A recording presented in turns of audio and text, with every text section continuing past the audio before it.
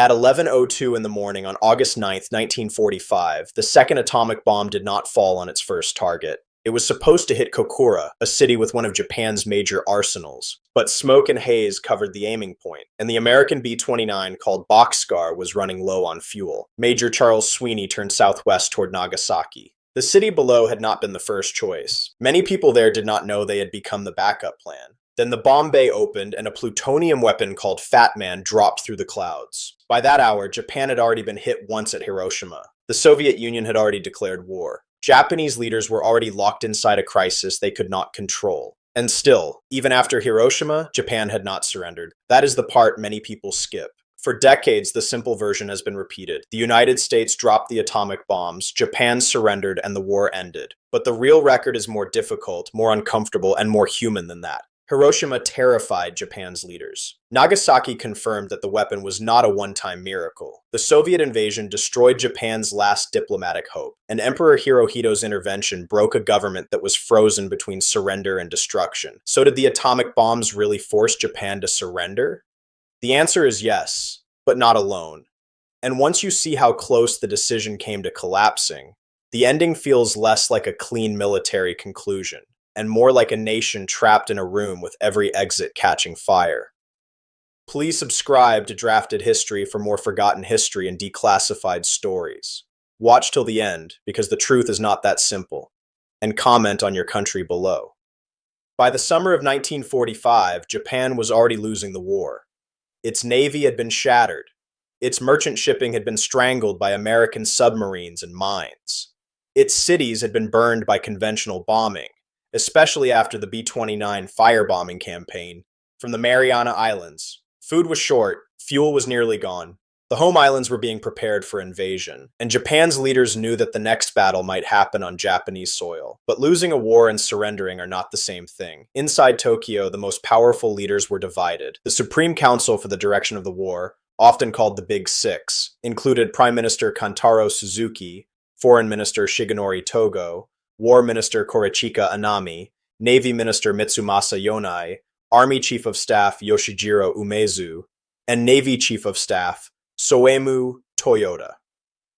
Some wanted a way to end the war. Others wanted to keep fighting unless the Allies guaranteed conditions Japan could accept. Those conditions mattered. Japan's leaders were not simply asking how to save lives. They were asking how to preserve the imperial system, avoid foreign occupation, disarm on their own terms, and possibly escape war crimes trials. They feared that unconditional surrender could mean the end of the emperor, the collapse of the state, and perhaps the destruction of the society they believed they were sworn to defend. That fear shaped every decision. One hope remained: the Soviet Union. Moscow was still neutral in the Pacific War because Japan and the Soviet Union had signed a neutrality pact in 1941. Tokyo believed Stalin might be used as a mediator to negotiate better surrender terms with the United States and Britain. It was a thin hope, but by July 1945, thin hope was almost all Japan had left. The problem was that Stalin had already promised the Allies he would enter the war against Japan. At Yalta in February 1945, he had agreed to join the Pacific War after Germany's defeat. Germany surrendered in May. The clock was already moving. On July 16, 1945, far away from Tokyo, in the desert of New Mexico, the United States tested the first nuclear device at the Trinity site on the Jornada del Muerto. The plutonium device, called Gadget, was raised on a 100-foot tower and detonated at 5:30 in the morning. In that instant, a secret program became a usable weapon. The Manhattan Project had crossed the line from theory to reality. President Harry S. Truman was at Potsdam when he learned that the test had worked. The same conference produced the final Allied demand to Japan. On July 26, 1945, the United States, Great Britain, and China issued the Potsdam Declaration. It called for Japan to surrender and warned that the alternative was prompt and utter destruction. The Soviet Union did not sign it because it was not yet at war with Japan. That detail would become one of the most important facts in the entire surrender. To Washington, the declaration was a final warning. To Tokyo, it was a threat with unclear terms. The document said Japan's armed forces had to surrender unconditionally, Japanese war power would be destroyed, Allied occupation would follow, and war criminals would face justice. It also said Japan would not be enslaved as a race or destroyed as a nation. But it did not clearly guarantee the emperor's position. For Japan's divided leadership, that silence mattered. Prime Minister Suzuki publicly gave the declaration no acceptance. The Japanese were to use mokusatsu has often been debated. It could suggest ignoring, withholding comment, or treating with silent contempt. Whatever the exact meaning, the Allies did not receive surrender. The war continued. And while Tokyo hesitated, the weapon was being prepared. On Tinian Island in the Northern Mariana Islands, the 509th Composite Group, commanded by Colonel Paul W. Tibbets Jr., had been trained for a mission almost nobody fully understood. The B-29 that would carry the first bomb was named Enola Gay, after Tibbets's mother. Navy Captain William S. Parsons flew on the mission to arm the bomb in flight, away from friendly territory because nobody wanted an accident on the runway with the weapon live. Before dawn on August 6th, Enola Gay lifted off from Tinian carrying Little Boy, a uranium gun-type atomic bomb. On board were Tibbets, co-pilot Robert Lewis, bombardier Thomas Farabee, navigator Theodore Dutch Van Kirk, Parsons, and other crewmen. Their target was Hiroshima. Hiroshima was not chosen at random. It was a military headquarters city, a communications center, and a city that had not yet been heavily damaged by earlier raids. That made the bomb's effect easier to measure. That sentence alone should make the room feel colder. A city was valuable partly because it was still standing. At 8:15 a.m., Hiroshima time, Thomas Farabee released Little Boy near the aiming point around the Aioi Bridge. The bomb detonated above the city moments later, near Shima Hospital. In seconds, the lives of Hiroshima's civilians, soldiers, school children, workers, doctors, nurses, and families were divided into before and after. The human cost is still difficult to state cleanly, because people died immediately, and others died later from burns, injuries, and radiation illness. The Atomic Heritage Foundation gives an estimated range of 90,000 to 166,000 deaths in Hiroshima in the 4 months after the bombing, out of a city with roughly 280,000 to 290,000 civilians and about 43,000 soldiers at the time. But Tokyo did not understand the full picture right away. The first reports were confused. Communications were broken. Something enormous had happened, but the details came through slowly. Foreign Minister Tōgō learned from the Dome news agency that Hiroshima had been attacked with a new type of bomb. According to later foreign ministry records, he believed the atomic attack gave Japan a reason to accept the Potsdam Declaration, but the cabinet did not immediately move with him. The army wanted to wait for more information. That is one of the strongest pieces of evidence against the simple version. If Hiroshima alone forced surrender, Japan would have surrendered after Hiroshima. It did not. For 3 days, Japan's leaders still argued. They still searched for terms. They still hoped to protect the emperor. They still had not accepted the Allied demand. Inside the government, the bombing did change the atmosphere. It gave peace-minded officials a new argument.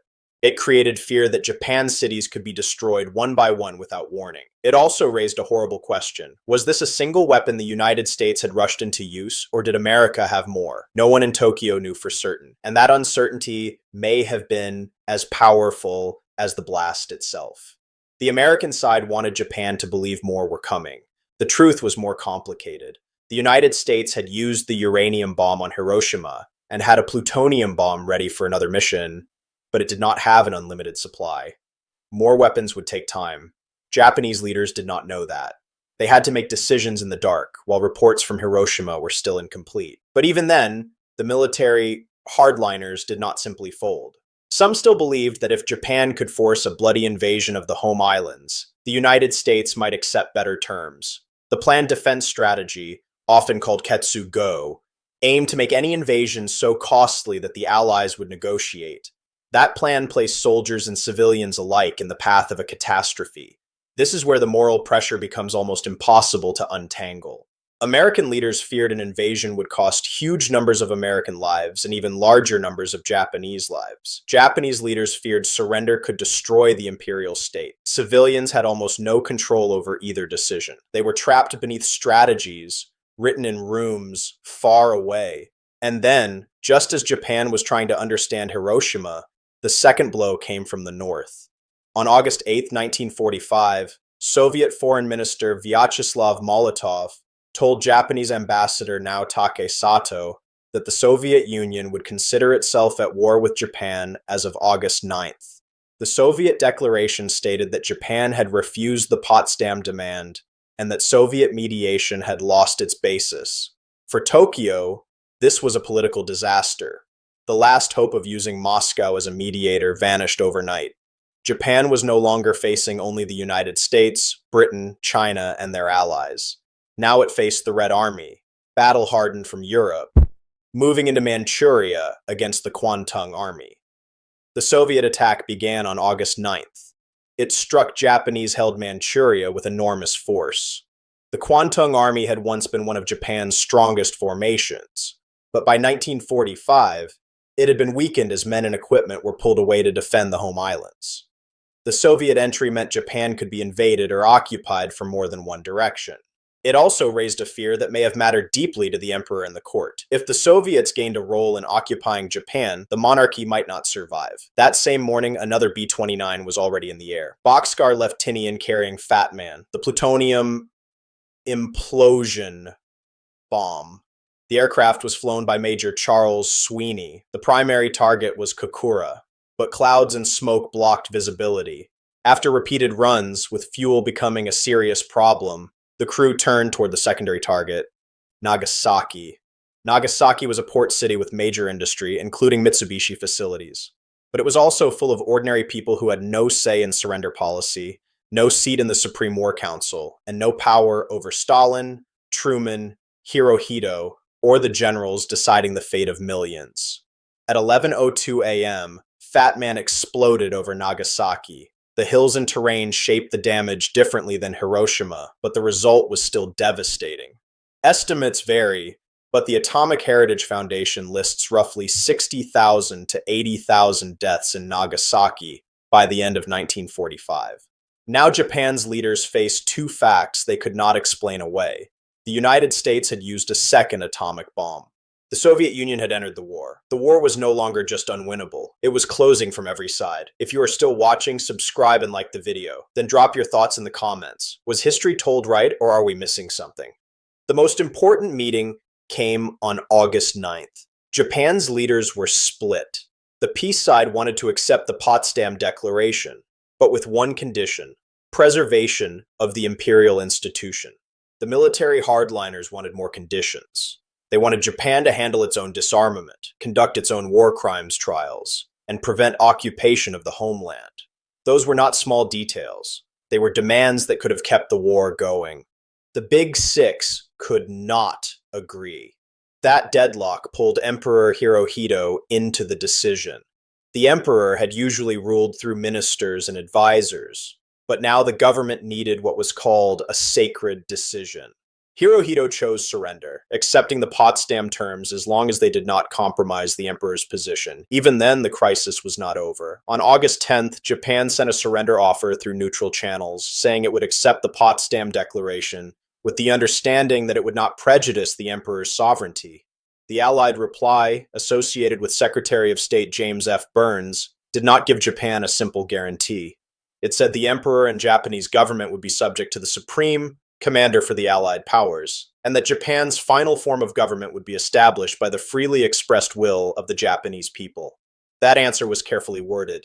It gave Japan enough space to surrender, but not enough to claim it had preserved the old order untouched. Inside Tokyo, the wording created more fear. To the peace side, it was acceptable. To the hardliners, it sounded dangerous. The army still had men willing to continue the war, even after Hiroshima, Nagasaki, and the Soviet invasion.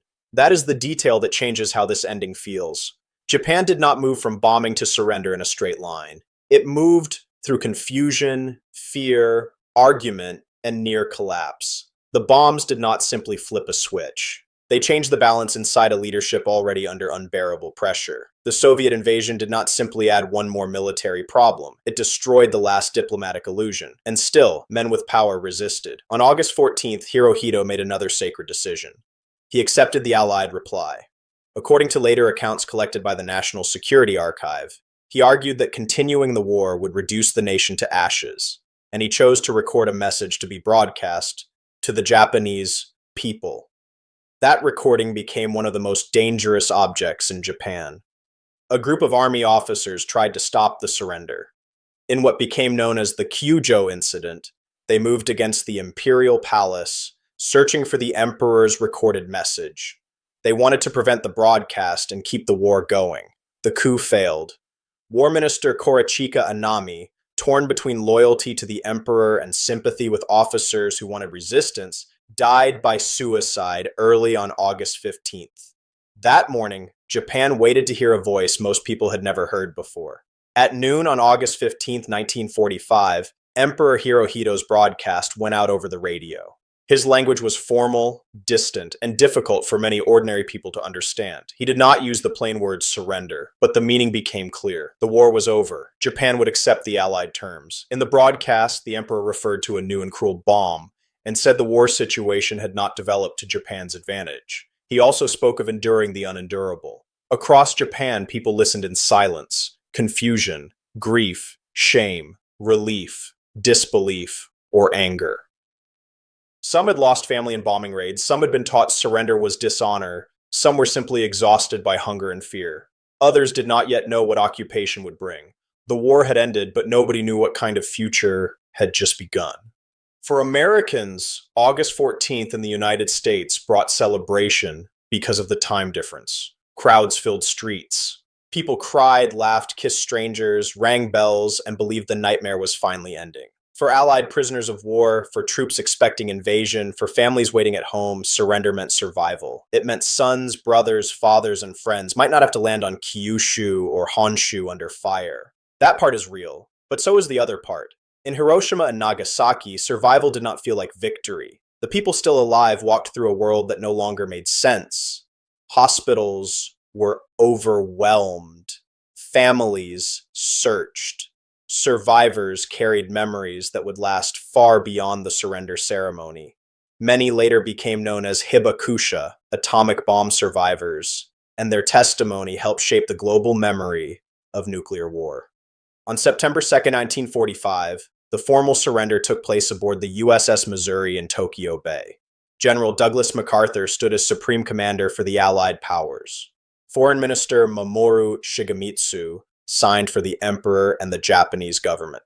General Yoshijiro Umezu signed for Imperial General Headquarters. Japan formally accepted the Potsdam Terms and ordered all Japanese forces to stop fighting. The document ended the war. It did not end the argument. One side says the atomic bombs forced Japan to surrender and prevented an invasion that could have killed far more people.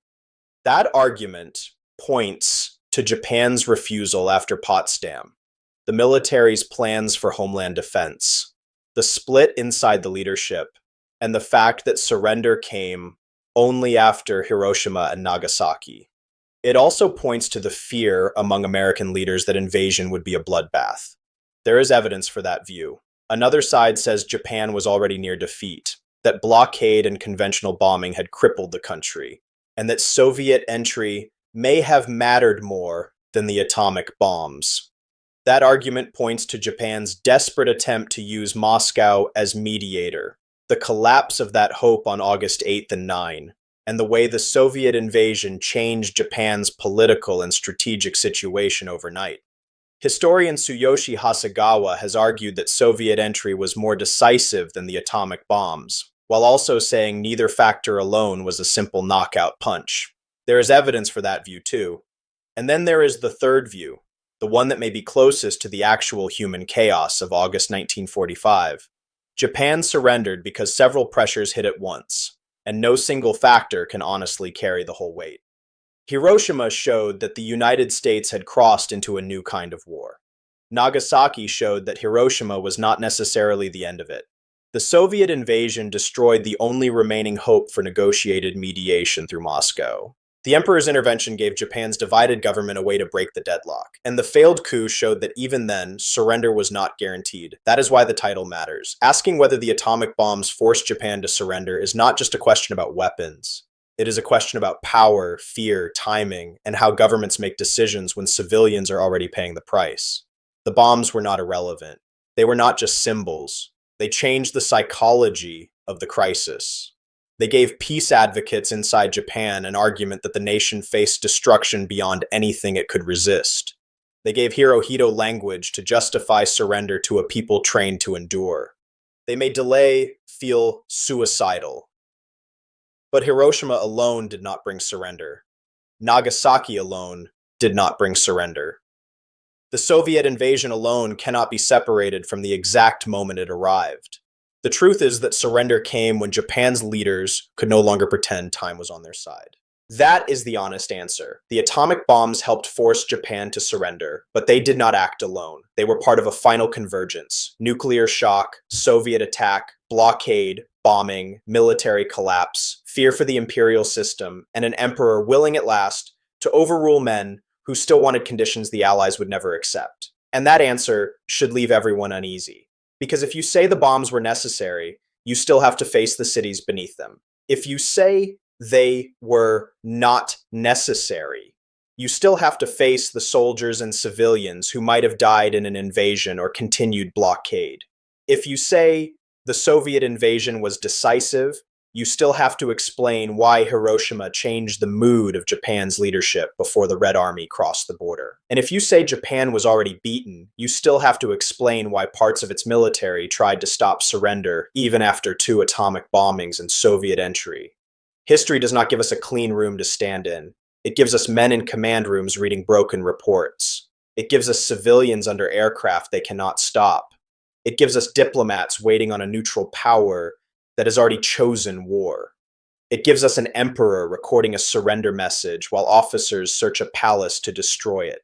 It gives us American crews returning from missions that would follow them for the rest of their lives. It gives us survivors who carried the proof on their memories long after the world moved on. And it gives us a warning that still has not expired. Since 1945, nuclear weapons have remained more than weapons. They are political threats, moral tests, and machines built around the possibility that a decision made in minutes could mark human beings for generations. The surrender of Japan ended the Second World War, but it also opened the atomic age, where every future crisis carried a shadow from Hiroshima and Nagasaki. That is why the answer cannot be used as a slogan. Did the atomic bombs really force Japan to surrender? They helped force it. They accelerated it. They made continuation feel impossible to the people who wanted peace and harder to defend for those who wanted war. But they did not work alone, and they did not erase the role of the Soviet invasion, the collapse of diplomacy, the blockade, the conventional bombing campaign, or Hirohito's final decision. The war ended because Japan was trapped by many forces at once. The moral wound remains because 2 cities became part of that trap. Thanks for watching till the end. Subscribe to Drafted History, like the video, and share your thoughts below. Then watch another story from the channel. And now the uncomfortable question is yours. If surrender came from several pressures at once, how much destruction can any nation call necessary before victory starts to sound like something darker?